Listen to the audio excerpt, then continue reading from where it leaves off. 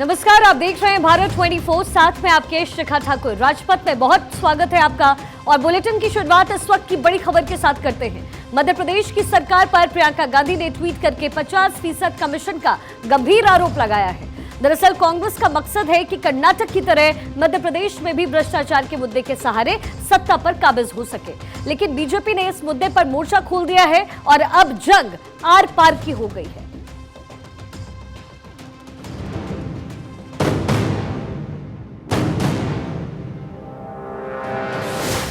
%50 commission पर are पार, प्रियंका पर FIR.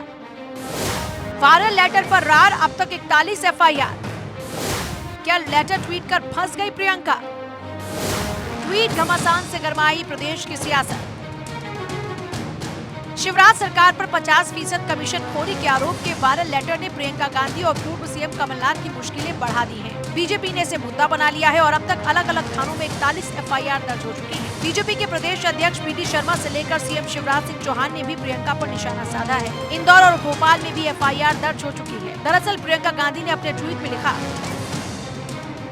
Madhya Pradesh में ठेकेदारों के संघ ने हाईकोर्ट के मुख्य न्यायाधीश को पत्र लिखकर शिकायत की है कि प्रदेश में 50% कमीशन देने पर ही भुगतान मिलता है। कर्नाटक में भ्रष्ट बीजेपी सरकार 40% कमीशन की वसूली करती थी। मध्य प्रदेश में बीजेपी भ्रष्टाचार का अपना ही रिकॉर्ड तोड़कर आगे निकल गई है। कर्नाटक की जनता ने 40% कमीशन वाली सरकार को बाहर किया और अब मध्य प्रदेश की जनता 50% कमीशन वाली भाजपा सरकार को सत्ता से हटाएगी।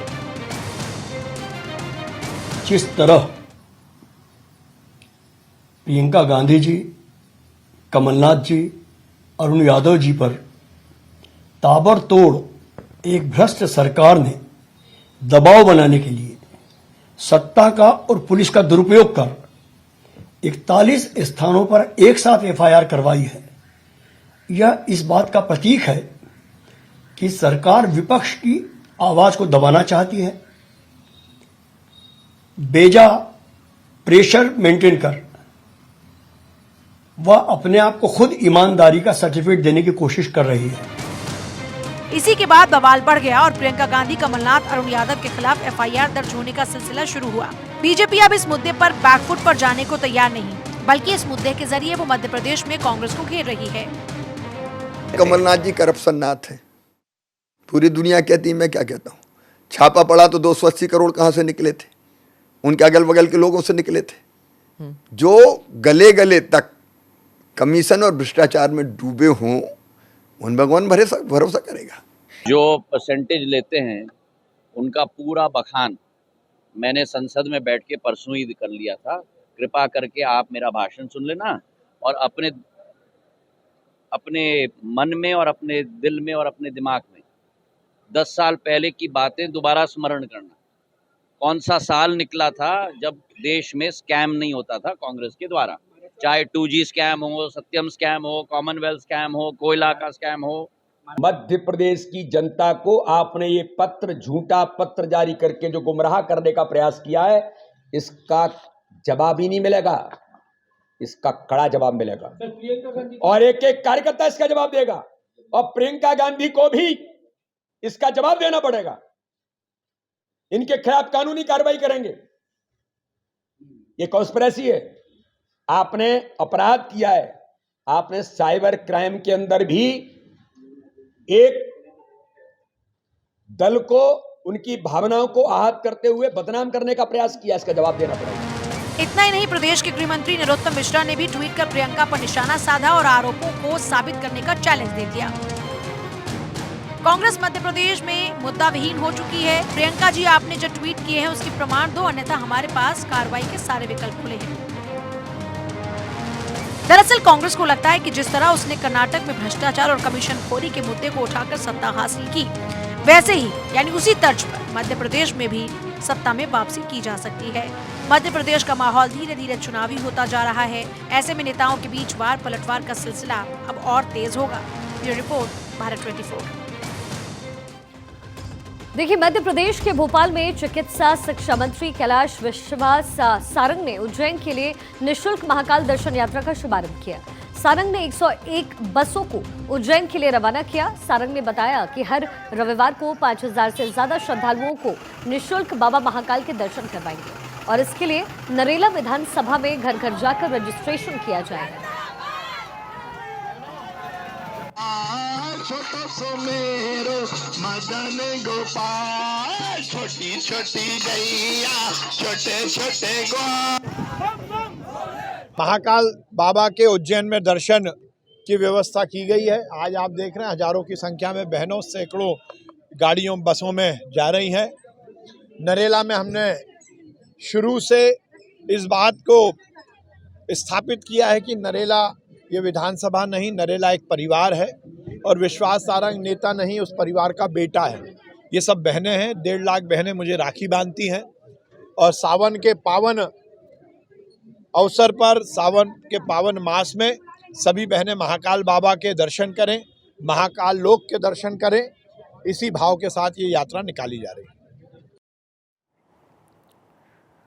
देखिए, कहा जाता है कि अगर जुकाम यूपी को हो जाए तो छींकें दिल्ली को आती है। यूपी का असर देश के सियासत में कुछ ऐसा है कि दिल्ली की गद्दी का रास्ता यूपी के हथियारों से होकर के गुजरता है। 2024 के चुनाव में अभी भले ही वक्त हो, लेकिन योगी आदित्यनाथ अपने तेवर और तैयारियों से विरोधियों पर भारी पड़ रहे हैं। तो बाबा के धुर विरोधी टीपू भैया यानी अखिलेश सुस्त हैं। वो अपने पुराने साथियों को लगातार खोते जा रहे हैं और ऐसे में यूपी की राजनीति हर रोज दिलचस्प होती जा रही है। एक रिपोर्ट तैयार की है हमने, आपको देखती जाए।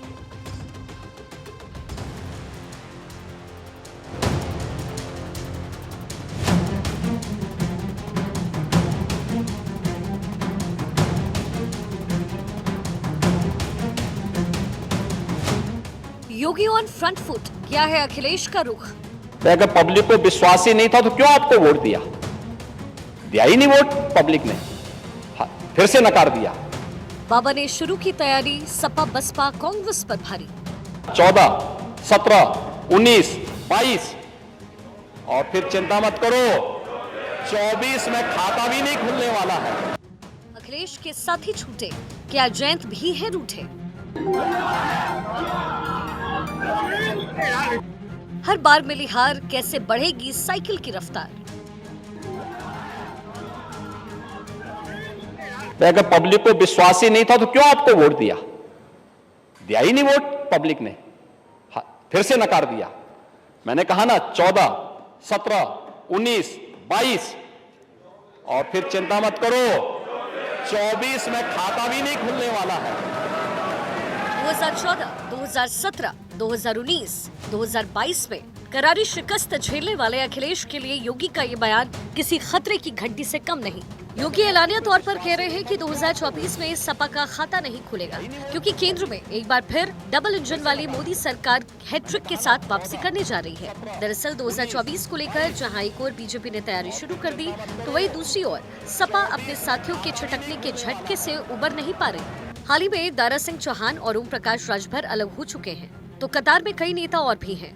पश्चिम के कई पूर्व विधायकों और पूर्व सांसदों ने सपा का साथ छोड़ दिया और ऐसे में सवाल है कि क्या यूपी में लगातार कमजोर हो रहे हैं अखिलेश? सपा के सारे प्रयोग यूपी में हो गए फेल। राजभर के बाद क्या जयंत भी हो सकते हैं अलग?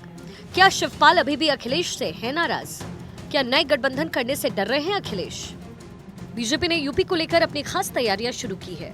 बूथ से लेकर मंडल स्तर पर बैठकें हो रही हैं, घर घर संपर्क का अभियान जारी है। तो वहीं कांग्रेस और बसपा में सन्नाटा है और अखिलेश हैं कि इंडिया गठबंधन में तो शामिल जरूर हो गए, लेकिन उनके सामने अपनों ने ही मुश्किलें खड़ी कर दी।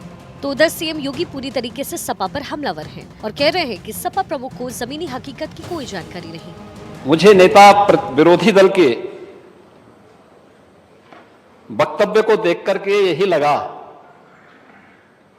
कि 2014, 2017, 2019 और 2022 का जो जनादेश है वो जनता ने वैसे ही नहीं दिया। और दुष्यंत कुमार ने इस पे एक बहुत अच्छी बात कही थी। महोदय, दुष्यंत कुमार ने एक बात कही थी कि तुम्हारे पांव के नीचे कोई जमीन नहीं, कमाल यह है फिर भी तुम्हें यकीन नहीं।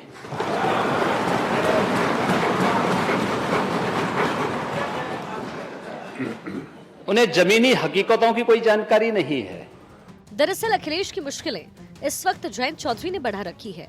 सपा ने फैसला लिया है कि वो 2024 के चुनाव में रालोद को 5 सीटें देगी, लेकिन रालोद है कि 12 सीटें मांग रही है।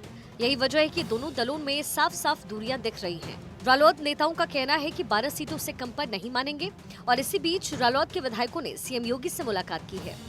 इस बीच इसके बाद का अंदेशा बढ़ गया कि हो सकता है कि जयंत बीजेपी के संपर्क में हो और हो सकता है कि 2024 आते आते वो भी एनडीए का हिस्सा बन जाएं। इधर योगी बार बार ये बता रहे हैं कि पहले की सरकारें तो माफिया राज को संरक्षण देती थी, लेकिन हमारी सरकार में माफिया राज को मिटाया गया और कब्जा हुई जमीन खाली करवाकर गरीबों को घर दिए गए। ये 55 लाख लोगों को 2017 से लेके अब तक आवास दिलाए गए हैं। 2017 से अब तक इंदिरा आवास में कितना पैसा मिलता था? कितना पैसा मिलता था? लोहा आवास में किसको आप देते? समाजवादी पार्टी के कैडर को। तो सच्चाई है, समाजवादी पार्टी के कैडर को और समाजवादी पार्टी का कार्यालय तय करता था किसको आवास मिलना है। और यही नहीं, डबल इंजन सरकार ने एक और काम किया है। प्रयागराज में भी एक भूमाफिया की जमीन को मुक्त करा करके 76 गरीबों को वहां भी आवास दिया है। 2024 के चुनावी घमासान के लिए योगी ने अभी से ही बिसात बिछानी शुरू कर दी है। बीजेपी ने अपने नेताओं को जिम्मेदारी दी है। फिलहाल 2024 के महासमर में सपा बीजेपी से कई मायनों में पीछे नजर आ रही है। योगी की फायर ब्रांड बैटिंग जारी है और इधर अखिलेश की सियासी मुश्किलें हैं कि कम होने का नाम नहीं ले रही। Bureau report, Bharat 24।